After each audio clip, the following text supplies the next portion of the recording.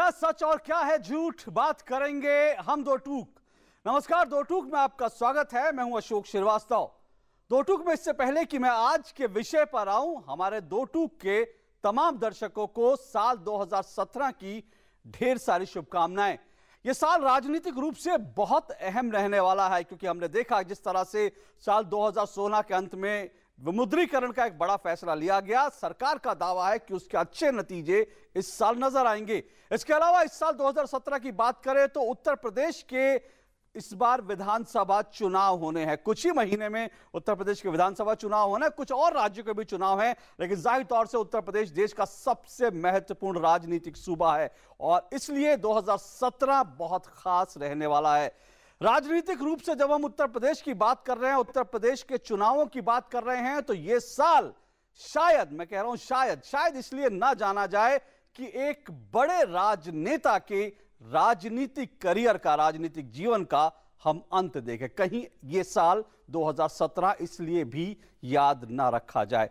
जी हां, हम बात कर रहे हैं मुलायम सिंह यादव की। उत्तर प्रदेश के एक बड़े नेता, केंद्र में भी कई बार प्रधानमंत्री पद के दावेदार हुए, कई बार प्रधानमंत्री पद तक पहुंचे भी, केंद्र में रक्षा मंत्री रहे, 3 बार उत्तर प्रदेश के मुख्यमंत्री रहे। लेकिन ऐसे बड़े नेता का राजनीतिक करियर, क्या उसके राजनीतिक करियर के अंत की शुरुआत होने जा रही है? यह हम इसलिए कह रहे हैं क्योंकि मुलायम सिंह यादव हालांकि कई बार राजनीति में बड़े धुरंधरों से टकराए हैं, अपना वजूद कायम रख पाए हैं, लेकिन इस बार उनकी कुर्सी खींच ली है खुद उनके बेटे अखिलेश यादव ने। और हमारा आज का सवाल टेलीविजन स्क्रीन पर आ रहा है। हमारा आज का सवाल है, बेटे ने खींची बाप की कुर्सी, क्या यह मुलायम सिंह के राजनीतिक जीवन के अंत की शुरुआत है? यह हमारा आज का सवाल। और हमारे साथ 3 मेहमान आज जुड़ रहे हैं और मैं बता दूं कि आज हम जो बहस है, क्योंकि यह बहुत गंभीर बहस है, एक देश के बड़े राजनेता के इर्द गिर्द उसके राजनीतिक करियर से जुड़ी बहस है, इसलिए आज हम इसको राजनीतिक बहस में ना ले जाकर के इसको एक गंभीर बहस के रूप में ले जा रहे हैं। और इसलिए 3 बड़े देश के धुरंधर संपादक जिनकी हिंदी पट्टी पर बहुत पकड़ रही है, वो 3 संपादक हमारे साथ आज जुड़े हुए हैं। परिचय करा दूं, वेद प्रताप वैदिक जी हैं। वेद प्रताप वैदिक जी देश के बड़े पत्रकार हैं, संपादक हैं और साथ साथ अखिलेश, मुलायम और समाजवादी पार्टी की राजनीति पर बहुत करीब से नजर रखे हुए हैं। हमारे साथ वेद प्रताप वैदिक। दूसरे हमारे साथ मेहमान प्रदीप सिंह जी हैं, ओपिनियन पोस्ट के एडिटर इन चीफ हैं। हमारे साथ तीसरे मेहमान तरुण विजय जी हैं। तरुण विजय जी यूं तो राज्यसभा के सदस्य रह चुके हैं, पूर्व भाजपा के नेता हैं, लेकिन साथ साथ पांचजन्य के संपादक रह चुके हैं। और उस दौर में जब मुलायम सिंह ने उत्तर प्रदेश के मुख्यमंत्री रहते हुए जब एक बड़ा कांड हुआ था, अयोध्या में कार सेवकों पर गोली चलाई गई थी, और जब उत्तराखंड बनने जा रहा था, उस वक्त जिस तरह से चौराहे पर औरतों की आबरू के साथ खिलवाड़ हुआ, उस वक्त बहुत धारदार पत्रकारिता जो की थी वो तरुण जी ने की थी। इसलिए आज तरुण जी भी हमारे साथ है। आप तीनों का बहुत बहुत शुक्रिया और स्वागत। सबसे पहले वेद प्रताप वैदिक जी, मैं आपसे शुरू करता हूं। आप मुलायम सिंह जी को बहुत करीब से जानते हैं और ऐसा नहीं है, वो कई बार मुश्किल दौर में आए हैं, उन्होंने कम बैक किया है, लेकिन जब घर में ही इस तरह से लड़ाई हो और जब अपना बेटा ही जो आपकी कुर्सी खींच ले, तो लगता है शायद इस बार उनकी वापसी थोड़ी मुश्किल हो सकती है। क्या ये उनके राजनीतिक करियर के अंत की शुरुआत है? ये कहना जरा जल्दबाजी होगी। क्यों? क्योंकि जहाँ तक मुझे मालूम है, ये झगड़ा बेटे और बाप के बीच नहीं है। ये झगड़ा कुछ दूसरे लोगों को लेकर है जी। आप देखें कि अखिलेश ने कल क्या कहा, परसों क्या कहा कि मेरी जीत से अगर सबसे ज़्यादा कोई खुश होगा तो मेरे पिता मुलायम सिंह होंगे। मैं मुख्यमंत्री हूँ, मैं नेता भी हूँ, लेकिन सबसे पहले मैं मुलायम सिंह जी का बेटा हूँ और मुझे इस बात का गर्व है। और मुलायम सिंह ने भी अखिलेश के विरुद्ध कभी कुछ नहीं कहा है। बहुत से लोग कह रहे हैं, आज भी बहुत से लोग कह रहे हैं कि ये नूरा कुश्ती है। क्या ये नूरा कुश्ती है, या फिर जो समाजवादी पार्टी के 2 गुट उनके, अगर उनके बीच टकराव भी है तो भी हथियार तो मुलायम और अखिलेश बने हैं। अखिलेश मुलायम को काट रहे हैं, मुलायम अखिलेश को काट रहे हैं। तो ऐसे में बाप बेटे में से एक तो कम से कम जो है राजनीतिक रूप से हाशिए पर आएगा ही। आप बिल्कुल ठीक कह रहे हैं, ये हो रहा है। और जो लोग कह रहे हैं कि ये नूरा कुश्ती है, वो भी मुझे गलत नहीं लगते हैं, क्योंकि जिस तरह के हाव भाव हो रहे हैं वो नूरा कुश्ती जैसे हैं कि बाप बेटे को डिसमिस कर रहा है, बेटा बाप को डिसमिस कर रहा है, 4 आदमियों को आज डिसमिस किया, कल शाम वापस ले लिया, 4 आदमियों को आपने परसों डिसमिस किया, फिर आपने वापस ले लिया, तो लगता है कि कोई नौटंकी सी हो रही है। लेकिन ये वास्तव में नौटंकी नहीं है। अंदरूनी बात मैं जानता हूँ कि झगड़ा है, बेबनाव है, दिमाग में तनाव है, और जैसे आदमी विभ्रम की स्थिति में होता है, कोई फैसला नहीं कर पाता है, ऐसे ही ये हो रहा है, या जल्दी जल्दी फैसले करने लगता है, ज़रूरत के पहले ही फैसले करने लगता है। इस तरह का काम वहाँ हो रहा है। उसको मैं नौटंकी इसलिए नहीं मानता हूँ कि नौटंकी मानने से सारे परिदृश्य की व्याख्या ही दूसरे ढंग की हो जाएगी, जो कि वास्तविकता से अलग होगी। लेकिन नौटंकी जैसी वो लगती है, इसमें जरा भी शक नहीं है। जी, तो अगर एक झगड़ा है तो प्रदीप जी क्या लगता है कि मुलायम सिंह दरअसल बहुत कमजोर साबित हो रहे हैं? अगर अभी आप देखेंगे, अगर उनको बेटा जो है उनको राष्ट्रीय अध्यक्ष की कुर्सी से हटा देता है, कल तक जो लोग मुलायम सिंह के साथ खड़े थे, कल तक वो लोग जिनको मुलायम सिंह ने राजनीतिक रूप से बड़ा किया, जिनको राज्यसभा में भेजा, विधानसभा में भेजा, ऐसे लोग आज अखिलेश के पाले में खड़े होते हैं और हाथ उठाते हैं इस बात के लिए कि मुलायम सिंह को राष्ट्रीय अध्यक्ष पद से हटाया जाए। तो क्या आपको लगता है कि कहीं ना कहीं मुलायम सिंह कमजोर हो गए और यही तो राजनीतिक उनके जीवन के अंत की शुरुआत हो सकती है, अगर कमजोर हुए वास्तव में हो तो? देखिए अशोक जी, ये मामला सीधा नहीं है, इसमें पेच के अंदर पेच है बहुत से। चूंकि झगड़ा जो है वो मूलतः परिवार से शुरू हुआ।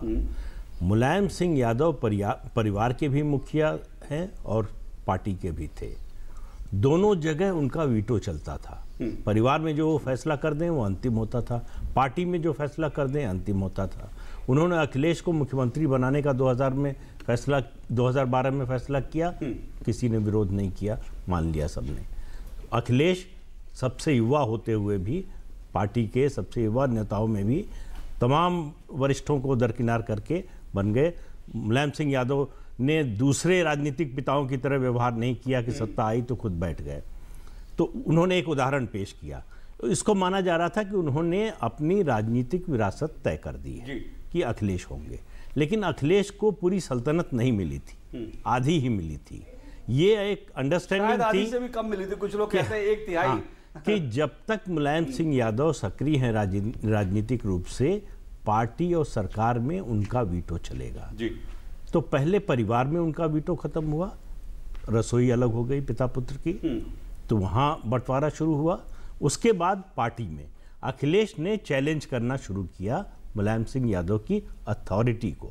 देखिए ये सब जो बातें हैं कि उनकी वजह, अमर सिंह की वजह से हुआ, शिवपाल की महत्वाकांक्षा से हुआ, मैं वो सब बात नहीं मानता। मुलायम सिंह यादव इतने नासमझ नहीं है कि कोई उनको उनके बेटे के खिलाफ बरगलाए और वो मान जाएंगे, जिसको उन्होंने अपना दावा छोड़ के उसको मुख्यमंत्री बनाया। तो इसलिए ये लड़ाई दरअसल वर्चस्व की थी पिता पुत्र के बीच में। एक छोटा सा उदाहरण है, अखिलेश का नहीं, उनके समर्थकों का। जब पहली बार ये झगड़ा शुरू हुआ और पहली बार मुलायम सिंह यादव के घर के बाहर उनके खिलाफ नारे लगे, तो पलट के उन लड़कों से कहा 2 लाठी खाने की हिम्मत है। तो उनको लगता था कि हमने संघर्ष करके यहाँ तक पहुंचाया पार्टी को, इनको बना बनाया मिला है, तो अभी कीमत समझ में नहीं आ रही है। ये उन्होंने अखिलेश की मौजूदगी में भी कहा था, बिल्कुल शायद इशारा अखिलेश की तरफ था कि 2 लाठी खाने की हिम्मत है आप में। तो मैं इसलिए कह रहा हूं कि आपको लगता है मुलायम सिंह मानते थे क्या? अगर आज अखिलेश अपनी अथॉरिटी साबित कर रहे हैं, लेकिन तो मुलायम तो कमजोर हुए निश्चित रूप से। देखिए ये जो रविवार को अधिवेशन हुआ है, प्रतिनिधि सभा की बैठक हुई है, सम्मेलन हुआ है, वो संवैधानिक है असंवैधानिक है, वो बहस अलग है। लेकिन उससे एक बात स्पष्ट हो गई, पार्टी सरकार पूरी तरह अखिलेश के साथ है। मुलायम सिंह यादव अपनी ही पार्टी में मार्जिनलाइज हो गए, अपने घर में बेगाने हो गए, अपने घर में बेगाने हो गए। तरुण जी, कुछ लोग कहते हैं कि मुलायम सिंह ने अपने राजनीतिक करियर में बहुत लोगों को राजनीतिक धोखे दिए हैं और शायद ये उसी का बुआ जो है वो आज काट रहे हैं कि उनको अपने घर में, परिवार में इस तरह से आज जो है मार्जिनलाइज किया जा रहा है। उन्होंने श्री राम से धोखा किया, अयोध्या से धोखा किया, उन्होंने भक्तों से धोखा किया। उस समय जब अयोध्या आंदोलन हो रहा था तो मुझे मुलायम सिंह जी की छवि आज तक कभी भी उस व्यक्ति से अलग नहीं लगी है जिसने अयोध्या को रक्त रंजित किया था, जिसने अयोध्या में राम नाम पर पाबंदी लगा दी थी, और जो शव यात्रा में जा रहे लोग राम नाम सत्य बोलते थे, उनको भी राम नाम से उनको छोड़ना पड़ा था। और खेतों खलिहानों में उन लोगों की तलाश होती थी जो जय श्री राम बोलते थे। अयोध्या लाशों से पट गई थी। राम कोठारी, शरद कोठारी जैसे जुड़वा भाइयों की हत्या हुई थी वहां पे, और तब भी कुछ नहीं हुआ। और तब मैं वहीं पे था और हमने वहाँ के एसएसपी सुभाष जोशी को चुनौती देकर कहा था कि तुम्हारे पास गोली है तो हम पे चलाओ, निहत्थे लोगों पे तुम जो हाथों में चना और थैला लेकर राम नाम जपते हुए जा रहे हैं उन पे गोलियां चला रहे हो।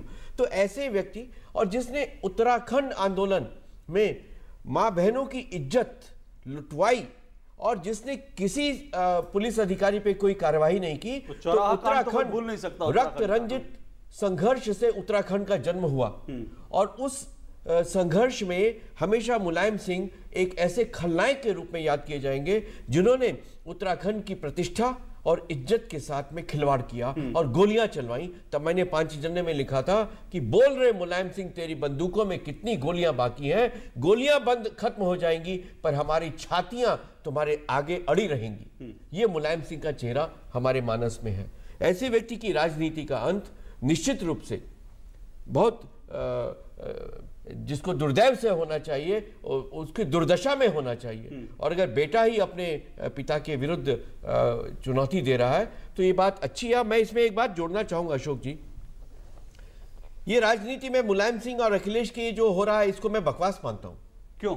क्योंकि इन लोगों ने उत्तर प्रदेश को मुस्लिम और यादव राजनीति में करके पूरे हिंदू समाज को नहीं, राष्ट्रीय समाज को तोड़ा। लेकिन कुछ लोग तो कहते हैं अखिलेश तो विकास पुरुष के रूप में मैं अखिलेश को इस बेहतर मानता हूं, लेकिन इन्होंने उत्तर प्रदेश को एक खानदानी जायदाद का हिस्सा बना के चाचा, ताऊ, मामा, मामी, बहू, बेटे और पिता, पुत्र और इन सब में बांटने की कोशिश की। क्या उत्तर प्रदेश जायदाद है? इनकी मौरूसी जायदाद है जिसको ये आपस में पारिवारिक झगड़े में बांट रहे हैं। अब जो सुप्रीम कोर्ट ने फैसला दिया है आज, उससे इनकी मुस्लिम यादव राजनीति, जातिवादी राजनीति और जो मजहब की राजनीति करते आ रहे हैं उस पे उसका अंत होगा। मुलायम की राजनीति का भी अंत होगा। तरुण जी, आपने जो एक बात कही परिवार की, वो ठीक है, मैं उस मुद्दे पर आता हूं क्योंकि वो गंभीर विषय है, पर हमको ये नहीं समझ है कि जनता ही तो इसको एक्सेप्ट करती है। आखिर अखिलेश को जनता ने मुख्यमंत्री के रूप में चुना, उनका बैकग्राउंड क्या था? वो सिर्फ और सिर्फ मुलायम सिंह के बेटे थे। दूसरी बात, लोकसभा चुनाव में क्यों मुलायम सिंह के परिवार के सब लोग जीत जाते हैं, बाकी सभी हार जाते हैं? अगर मुलायम सिंह के परिवार से जुड़ने के कारण आपको जीत मिलती है तो जनता तो इसको एक्सेप्ट कर रही है कि मुलायम सिंह के परिवार जाति का संसाधनों का बहुत बड़ा योगदान रहा है। जो संसाधन समाजवादी पार्टी ने अपने बेटे और बहू की जीत के लिए लगाए, क्या उसका 10वां हिस्सा भी उन्होंने बाकी उम्मीदवारों के लिए लगाया? नहीं लगाया। उत्तर प्रदेश की राजनीति पर नजर रखने वाले इस बात के गवाह हैं।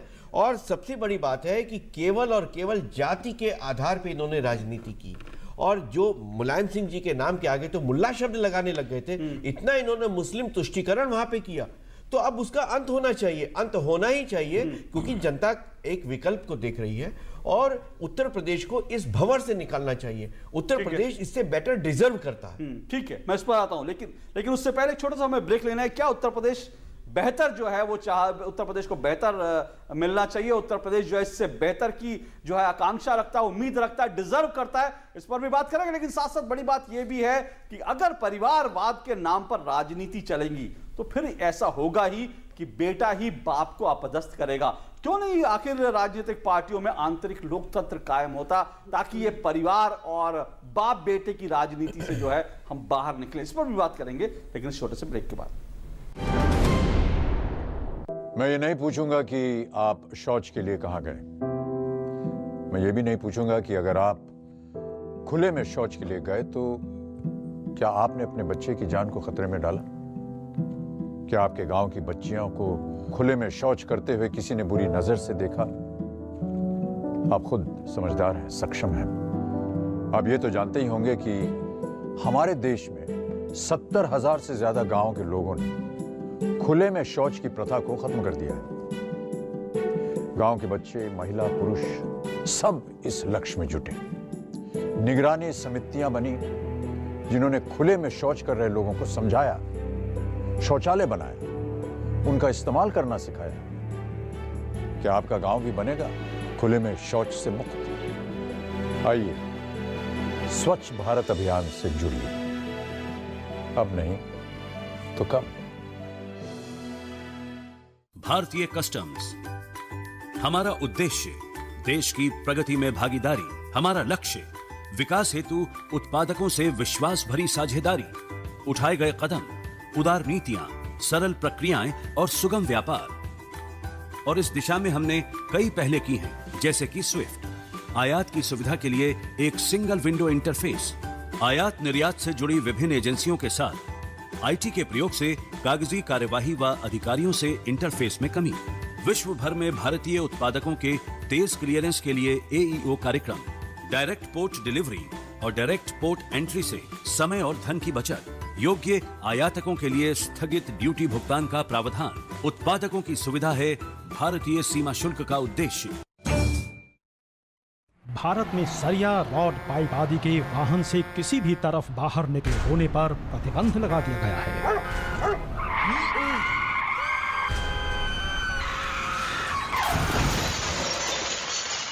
ऐसा करना कानूनन एक दंडनीय अपराध है। वाहन मालिक, चालक, सरिया विक्रेता और उपभोक्ताओं के सहयोग से अनेक हादसे टल सकते हैं। सदा ध्यान रखें, सरिया, पाइप इत्यादि वाहन से बिल्कुल भी बाहर न निकले हों।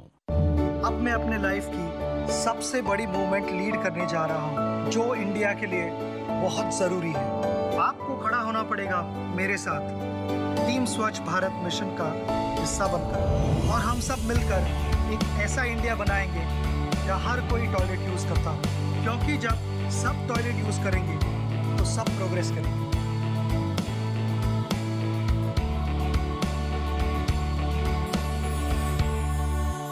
भारतीय कस्टम्स। हमारा उद्देश्य देश की प्रगति में भागीदारी, हमारा लक्ष्य विकास हेतु उत्पादकों से विश्वास भरी साझेदारी, उठाए गए कदम, उदार नीतियां, सरल प्रक्रियाएं और सुगम व्यापार। और इस दिशा में हमने कई पहले की हैं, जैसे कि स्विफ्ट, आयात की सुविधा के लिए एक सिंगल विंडो इंटरफेस, आयात निर्यात से जुड़ी विभिन्न एजेंसियों के साथ आईटी के प्रयोग से कागजी कार्यवाही व अधिकारियों से इंटरफेस में कमी, विश्व भर में भारतीय उत्पादकों के तेज क्लियरेंस के लिए एईओ कार्यक्रम, डायरेक्ट पोर्ट डिलीवरी और डायरेक्ट पोर्ट एंट्री से समय और धन की बचत, योग्य आयातकों के लिए स्थगित ड्यूटी भुगतान का प्रावधान, उत्पादकों की सुविधा है भारतीय सीमा शुल्क का उद्देश्य। अब मैं अपने लाइफ की सबसे बड़ी मूवमेंट लीड करने जा रहा हूँ, जो इंडिया के लिए बहुत जरूरी है। आपको खड़ा होना पड़ेगा मेरे साथ टीम स्वच्छ भारत मिशन का हिस्सा बनकर, और हम सब मिलकर एक ऐसा इंडिया बनाएंगे जहाँ हर कोई टॉयलेट यूज करता हो, क्योंकि जब सब टॉयलेट यूज करेंगे तो सब प्रोग्रेस करेंगे।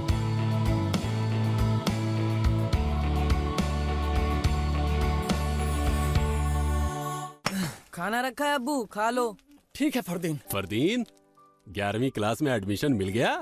हाँ जी शुक्रिया। मेरे अब्बू मुझे पढ़ा लिखा कर बड़ा आदमी बनाना चाहते हैं। शुक्र है हमारे सपने को पूरा करने के लिए हमें मिल रही है अल्पसंख्यक कार्य मंत्रालय की तरफ से पोस्ट मैट्रिक स्कॉलरशिप। अल्पसंख्यक समुदाय के उन स्टूडेंट्स के लिए है जिनकी सालाना पारिवारिक आय 2 लाख रुपए से कम है और जिन्होंने मैट्रिक में 50% अंक प्राप्त किए हैं, और लड़कियों के लिए 30% स्कॉलरशिप निर्धारित है। मदद हमारी, मंजिल आपकी। दो टूक में आपका एक बार फिर स्वागत है। आज हम बात कर रहे हैं उत्तर प्रदेश की। उत्तर प्रदेश में मुलायम सिंह यादव की राजनीति की। क्या उत्तर प्रदेश में मुलायम सिंह की राजनीतिक जीवन के अंत की शुरुआत हो चुकी है? क्योंकि मुलायम सिंह को उनके बेटे ने ही उनकी कुर्सी से अपदस्थ कर दिया। और समाजवादी पार्टी का ये जो भीतरी झगड़ा है दरअसल किस हद तक जा रहा है, इसी पर हम बात कर रहे हैं। 3 मेहमान हमारे साथ जुड़े हुए हैं। वेद प्रताप वैदिक जी हमारे साथ जुड़े हुए हैं, देश के वरिष्ठ पत्रकार। हमारे साथ प्रदीप सिंह जी जुड़े हुए हैं, ओपिनियन पोस्ट के एडिटर इन चीफ। और हमारे साथ तरुण विजय जी जुड़े हुए हैं, भाजपा के नेता हैं और वरिष्ठ पत्रकार हैं। वैदिक जी, जो तरुण जी ने कहा उससे मैं थोड़ी सी बात आगे बढ़ाता हूं। आपको लगता है कि ये वक्त है, अगर आप राजनीति में बाप जो है बेटे को आगे लाएगा और ये भी चाहेगा रिमोट कंट्रोल से बेटे को चलाए, अपने भाई को आगे लाएगा, अपने भाई की बेटियों को, उनकी बहुओं को लाएगा, उनके बेटों को लाएगा, आखिर इस सब का नतीजा तो ये होगा ही कि आखिर जब राजनीति में एक दूसरे को काट के ही आगे बढ़ना है तो बेटा बाप को काट कर ही आगे बढ़ेगा। तो क्यों आपको लगता है वक्त आ गया कि कम से कम राजनीतिक पार्टियों में भीतरी अंदरूनी लोकतंत्र कायम हो? इस तरह से जागीर बना देना राजनीतिक पार्टी को, यह बंद होना चाहिए। मैं तो आपसे पूर्ण रूपेण सहमत हूँ इस बारे में कि लोकतांत्रिक राजनीतिक दलों की व्यवस्था बहुत अलग होनी चाहिए, जैसे कि भारत में है उससे। भारत का जो सबसे बड़ा हमारा राजनीतिक दल आज भी है, चाहे सत्ता में केंद्र में नहीं है लेकिन राज्यों में है और केंद्र में 60 साल से रहा है, वो भी परिवारवाद के शिकार रहा है जी। और भी हमारे जितने प्रांतीय दल हैं आप सब देखिए, उसको परिवारवाद से भी ज़्यादा मैं प्राइवेट लिमिटेड कंपनियां कहता हूं। और अब देश की ऐसी दुर्दशा है कि बड़े से बड़ा दल भी, सत्तारूढ़ दल जितने हैं, वो सब परिवारवाद या मित्रवाद या मुट्ठीवाद या जेबवाद हो गए हैं। पूरा दल उनकी जेब में है, एकमात्र मालिक है, वही प्राइवेट लिमिटेड कंपनी का चरित्र हो गया है। पूरे देश के लिए, हमारे लोकतंत्र के लिए ये बड़ी खतरनाक स्थिति है। लेकिन जो बात आपने कही उसको मैं दोहराता हूँ कि देश की जनता इसको बर्दाश्त करती है जी। एक लड़का किसी का है और वो लोकप्रिय हो जाता है, सारे अखबार वाले उसके पीछे भागते हैं, सारे टीवी वाले उसके पीछे भागते हैं, सारी भीड़ उसके पीछे भागती है, तो अपने आप नेता बन जाता है। थोपने का क्या मतलब है? जब लोगों ने स्वीकार कर लिया तो हम कौन होते हैं फैसला देने वाले? हम तो एक विश्लेषक के नाते कहते हैं कि भाई ये ठीक नहीं है जी, इसके दुष्परिणाम होंगे आगे जाके। लेकिन आम जनता तो कोई दुष्परिणाम वगैरह देखती नहीं। अपने देश में एक से एक बड़े नेता हुए हैं, क्या वो नेता होने के योग्य हैं?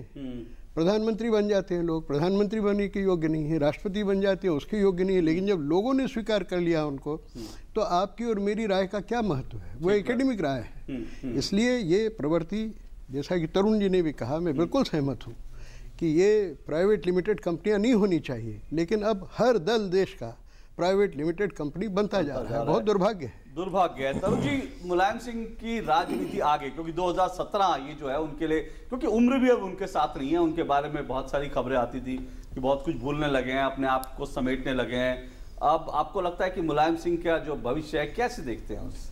मैं उनका भविष्य पूरी तरह से अंधकार में देखता ही नहीं हूँ, देखना भी चाहता हूँ। क्योंकि उन्होंने इस देश में जाति का ऐसा वितंडावाद शुरू किया जिसके आधार पे समाज का जो चादर है वो कटने लगी। और आज जो सर्वोच्च न्यायालय का फैसला आया है, मैं समझता हूं कि सभी विचारशील राजनेताओं को उसका समर्थन और स्वागत करना चाहिए। उसमें उन्होंने मजहब तथा जाति के राजनीति में उपयोग पर पूरी तरह से पाबंदी लगाई है। मैं समझता हूं ये एक मील का पत्थर जजमेंट है जो आज ही आया है और कल अखबारों में इसकी चर्चा होगी। तो इसके कारण से जो राजनीति मुलायम सिंह, मायावती और उधर लालू यादव करते आए हैं, उस तमाम राजनीति का पटाक्षेप होना चाहिए। उनको राजनीति में सिवाय अपने घर वालों, अपने बेटे, अपनी बेटी, अपनी श्रीमती जी, इसके अलावा राजनीति में कोई विश्वसनीय व्यक्ति मिलता ही नहीं है। तो जैसा वैदिक जी ने भी कहा, प्रदीप जी ने भी कहा कि ठीक है, जनता इसको समर्थन देती है, पर जनता का मत इस विषय में स्पष्ट है कि जब और कोई सशक्त विकल्प नहीं होता है तो मजबूरी में उनको वोट दे देते हैं। लेकिन ये खत्म होना चाहिए, जनता को भी शिक्षित करना चाहिए और परिवारवाद समाप्त होना चाहिए। पर सवाल यही है प्रदीप जी की, बड़ी बात यह है कि अब अगर अखिलेश मुलायम की कुर्सी संभाल लेंगे तो अखिलेश भी यादवों के एक छत्र नेता बनने की दिशा में काम करेंगे। उनके साथ भी कौन खड़े हैं? रामगोपाल यादव खड़े हैं। तो ये राजनीति तो शायद सुप्रीम कोर्ट ने जरूर कहा, लेकिन आपको लगता है कि अब जो है, क्योंकि अब असली लड़ाई यही है कि यादवों का असली नेता कौन है? मुलायम सिंह यादव, अखिलेश यादव है, और जो यादवों का असली नेता होगा वो उत्तर प्रदेश में राज करना चाहेगा। तो ये जो सोच है ये कैसे बदलेगी? नहीं, देखिए अशोक जी, एक तो ये बात कि परिवार के लोग क्यों जीत जाते हैं, क्यों सफल हो जाते हैं चुनाव में, तो भारतीय मानस में राजतंत्र बहुत गहरे बैठा हुआ है। उस तरह का जो डेमोक्रेटिक मन होना चाहिए वो इस देश का नहीं है। लोग मानते हैं कि इसमें कोई बुराई नहीं है कि पिता की जगह बेटा ले ले, ठीक है, तो और जब तक वो योग्य हो। देखिए, चुनाव में एक बार चुनाव लड़ने के लिए आप आ जाते, एडवांटेज क्या होता है परिवार के साथ कि आपको बाकी लोगों से एकदम आगे बिठा दिया जाता है। लेकिन अगर आप योग्य नहीं हैं तो आप नहीं चल सकते। कई पार्टियों में हम लोग ये देख रहे हैं, वो हो रहा है देश में। तो ऐसा नहीं है कि केवल आप किसी के बेटे हैं, बेटी हैं या परिवार से जुड़े हुए हैं तो सफलता की गारंटी है। वो फिर आपकी योग्यता, क्षमता पर भी निर्भर करता है। तो ऐसा नहीं है कि उसकी वजह से जो है वो। दूसरी बात ये जो है कि जाति की जो बात है, जब तक जाति एक सच्चाई के रूप में समाज में रहेगी, जब तक अस्मिता की राजनीति रहेगी, जाति पहचान की राजनीति रहेगी, तब तक इस तरह के नेता होते रहेंगे। क्योंकि जाति का आधार आपको चुनाव की में जीतने की गारंटी देता है। आज कांग्रेस की ये हालत या बीजेपी की जो स्थिति है इतने वर्षों से, इसलिए है कि उस तरह से जातिवादी राजनीति दोनों दलों ने नहीं की। उस तरह की जातिवादी राजनीति नहीं कर पाई राज्यों में, जैसी क्षेत्रीय क्षेत्रों ने उस तरह का जाति आधार राज्यों में हम शासन कर रहे हैं प्रदीप जी। हाँ नहीं, अब वो बदलाव आ रहा है, नहीं कर रहे हैं, ठीक है, लेकिन उसका कारण ये है कि उसमें एक बदलाव आ रहा है। अखिलेश यादव को ही देख लीजिए, अखिलेश यादव की छवि सिर्फ एक यादव नेता की नहीं है। और तरुण जी जो अभी कह रहे थे कि मुलायम सिंह का अंत देखना चाहते हैं, तो मुलायम सिंह का अंत भाजपा के लिए ज्यादा नुकसानदायी होगा। अखिलेश यादव निकले हैं जब अपनी पार्टी से या पार्टी पर कब्जा किया है, तो एक साफ सुथरी छवि लेकर निकले हैं। 25 साल की जो संस्कृति थी, राजनीतिक संस्कृति समाजवादी पार्टी की, उसको उन्होंने मुलायम सिंह के खेमे में डाल दिया है। जितनी बुराइयां थी, राजनीति का अपराधीकरण, परिवारवाद। अखिलेश यादव की जो लिस्ट है उम्मीदवारों की, उसमें भी बहुत से अपराधी हैं, तो ये शायद अभी कहना जल्दबाजी नहीं, ऐसा है कि उनको एक कंसेशन मिलेगा। कि इतने दिन तक दबाया गया है, इसलिए तो जब उनको देखिए, अखिलेश की असली परीक्षा इस चुनाव के बाद से शुरू होगी। ठीक बात है। अभी उनको जो मिला वो सब बना बनाया मिला, साबित करना हो, क्योंकि अभी तक साबित करना वो मुलायम सिंह यादव ने जो नींव खड़ी की, उस पे खड़े होकर वो कैसे संगठन करता है, पार्टी का संगठन खड़ा कर पाते हैं, चला पाते हैं, नहीं कितनी दूर तक ले जा पाते हैं, जाति की राजनीति करेंगे या जो आज मुख्यमंत्री रहते हुए विकास की बात कर रहे हैं उस पर टिके रहेंगे। तो ये आगे उनके बहुत संक्षेप में प्रदीप जी की इस बात पे, वैदिक जी एक बात मैं कहना चाहूंगा। इन्होंने अखिलेश जी के बारे में कहा, निश्चित रूप से 100% आज अगर मुलायम सिंह जी और अखिलेश जी में आप तुलना करें तो अखिलेश जी बहुत बेहतर हैं। और युवाओं के लिए ही नहीं, भारतीय लोकतंत्र के लिए भी अखिलेश जी का उभरना लोकतंत्र के लिए शुभ है। क्योंकि भले ही वे हमारे विपक्षी दल में हैं, लेकिन ऐसे नौजवानों का जो अच्छी सोच रखते हैं और एकदम जातिवादी आधार अपना बनाने के बजाय विकास की बात करते हैं, वो लोकतंत्र के लिए शुभ है। ठीक है, ये मैं कहूंगा। विकास की बात करते हैं तो मैंने कहा विकास उनको साबित करना बाकी करना पड़ेगा, ये भी साबित। लेकिन मैं बहुत संक्षेप में एक आखिरी बात जरूर, जो इसी सबसे जुड़ी हुई है। प्रदीप जी ने एक बात कही कि लोग बेटे को भी मान लेते हैं वारिस है, लेकिन वही भारतीय जनमानस है, वो शायद ये भी नहीं देखना चाहता कि एक बेटा जो है वो अपने बाप को जो है जिंदा रहते हुए उसको कुर्सी से उसकी खींच ले। भारतीय जनमानस ये भी नहीं देखना चाहता। क्या आपको लगता है अखिलेश ने जो किया ये जो है उनके खिलाफ भी जा सकता है? सबसे पहली बात तो मैं इससे बहुत खुश हूं कि मेरे दोनों साथियों ने अखिलेश की जम के तारीफ की। मैं सहमत नहीं हूं, वास्तव में ठीक है, क्योंकि साबित करना बाकी है अभी। आप असहमत हो सकते हैं, लेकिन आज अखिलेश की छवि